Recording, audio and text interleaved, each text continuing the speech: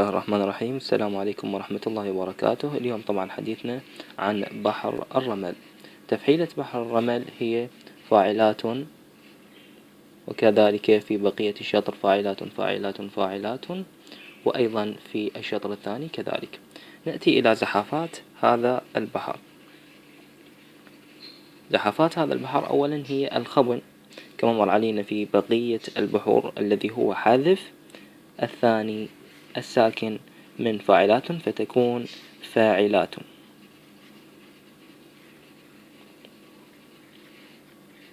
هكذا سيكون رمزها. والزحاف الثاني هو الكف، وهو حذف السابع الساكن من فاعلات فستكون فاعلات بضم التاء، وهكذا سيكون رمزها.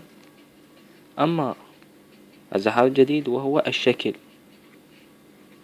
الذي هو ناتج خبن زائد كيف يساوي شكل، يعني حذف الثاني والسابع من تفعيلة فاعلات، فسيكون هكذا شكل التفعيلة فاعلات رمزها فاعلات هكذا. إذن هذه هي زحافات هذا البحر.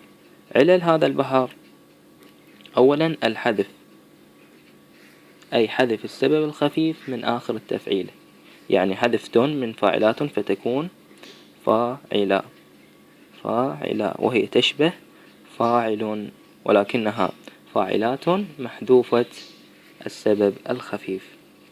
العلة الثانية هي القصر. القصر هو حذف النون من فاعلات وتسكين التاء، يعني حذف النون وتسكين التاء فاعلة، وهذا السكون ينزل. هذه بالنسبة للزحافات والعلل. هناك ملاحظة مهمة جدا، وهي أن بحر الرمل يأتي في الغالب محذوف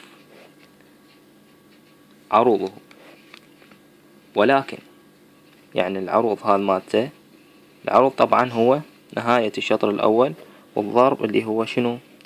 التفعيلة التي في آخر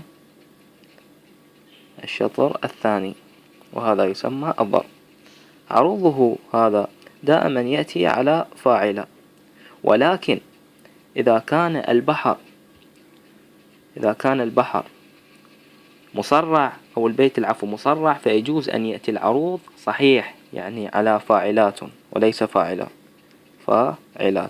متى؟ فقط إذا كان البيت شنو؟ مصرع، يأتي على فاعلات. وسيتضح ذلك في البيت الذي سنقوم بتقطيعه، فابقوا معنا. نعم، نأخذ هذا البيت: مستقيل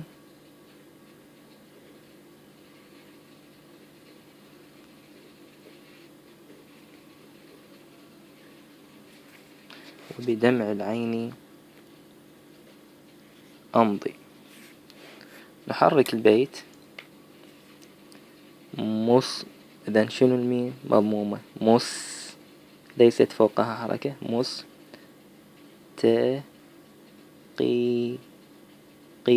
الياء ساكنة، لون تنوين،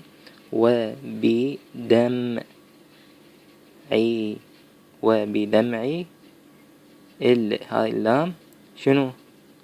هاي همزة وصل، واللام قمرية. وبدمع العين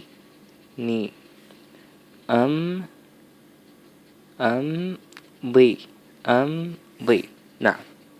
الآن نكتب كتابة عروضية: ميم سين مستقي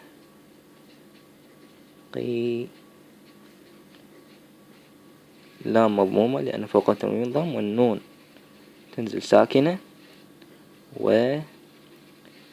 بدم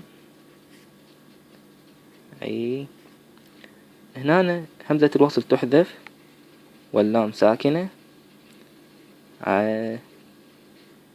إي ني، هذه همزة قطع تكتب، ليست همزة وصل. نعم. ضي والياء ساكنة. الآن نضع الرموز. متحرك وبعده ساكن، تاء وبعدها متحرك تنزل دال، قاف مع الياء الساكنة، لام مع النون، والواو وبعدها متحرك دال، والباء وبعدها أيضا متحرك دال، والدال مع الميم خاء، عين مع اللام، والعين أيضا مع الياء، والنون جاء بعدها متحرك دال، والهمزة مع الميم، والضاد مع الياء. خرجت لدينا عدة رموز، فنريد أن نعرف أي بحر. نبدأ من الثلاثة الأولى. زين، ما عندنا بحر يبدي فاعل، إذن يسقط هذا الاحتمال. نأخذ الرمز الرابع نجده فاعلات. لدينا بحر يبدي فاعلات، نعم هو بحر الرمل. زين، من نأخذ هذه التفعيلة نشوف اللي بعدها شنو. هم نأخذ 4 نكتشفها إنه فاعلات. إذن فاعلات هذه مخبونة، فاعلات مخبونة، وبعدها أيضا جاء فاعلات. يتضح لنا بشكل تام أن هذا البحر هو بحر الرمل. لاحظتم كيف أن فاعلات هنا جاءت تامة، لأن البحر كما قلنا مصرع، ولم تأتي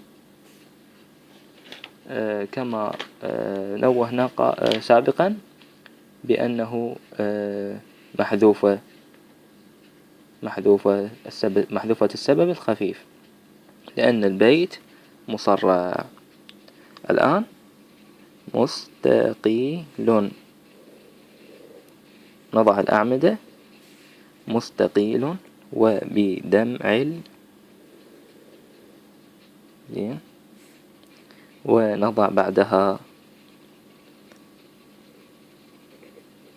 تفعيلات. هنا فعيلات لأنها مخبونة، وهنا البيت لأنه مصرع جاءت التفعيلة كاملة. نكمل تقطيع البيت الشعري الشطر الآخر. هذه الصفحة من عمري وأمضي. بعد عرفنا أنه هذا البحر يا بحر، فسيكون تقطيع الشطر الثاني أسهل من الأول. هذه الصفحة من عمري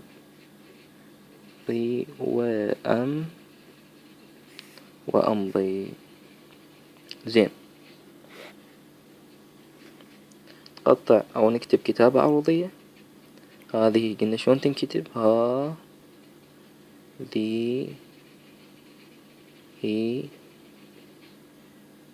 هنا اللام شمسية تحذف كلها ويكرر الصاد، الأول ساكن والثاني متحرك. صف. نعم، عاد ندمج نسويته، المهم التحريك. صف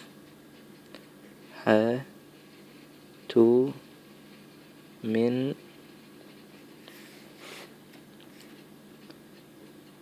عمري، ياء ساكن،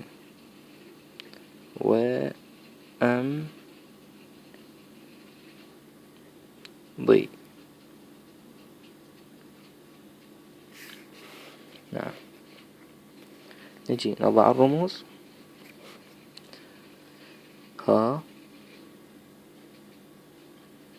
دي هص صف ذال مع الهاء، لا العفو، الذال تنزل دال، والهاء مع الصاد، والصاد مع الفاء، والحاء وجاء بعدها متحرك تنزل دال، والهاء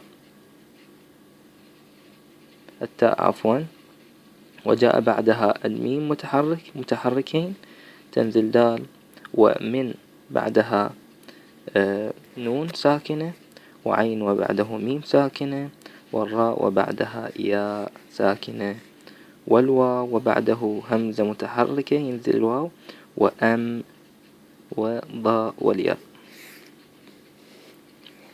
نعم. نأتي الآن نعرف نبحث عن تفعيلة فاعلات.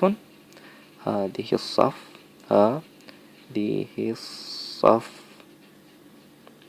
فاعلات، هذه الصف. نعم إلى هنا هذه فاعلات. هاتوا، هاتوا منعم، هاي فاعلات اللي هي مخبونة كما هذه، وأخيرا هي هذه تفعيلة فاعلات، فاعلات، وهذه فاعلات. هنا يكتمل تقطيع البيت الشعري، وشكرا لكم وإلى اللقاء.